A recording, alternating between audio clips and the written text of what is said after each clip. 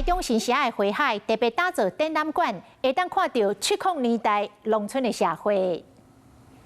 来新社花海，若看花，农村水保署特别打造农村变革色，推广农村多元特色。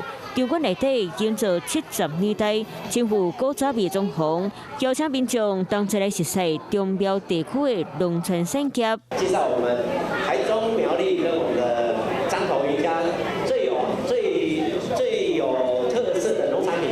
这边邀请15间在地农村业者做伙卖农业产品，甲因的品牌倒拍广告，互因的生意抢滚。在地小农的好东西呢，精华产品都在这个多曝光的方式去呈现这样子。营造农村氛围，伫路口嘛打造舞台，邀请在地新社中和国小办歌戏，互游客若同齐支持农村发展，嘛则会怀念古早人生活。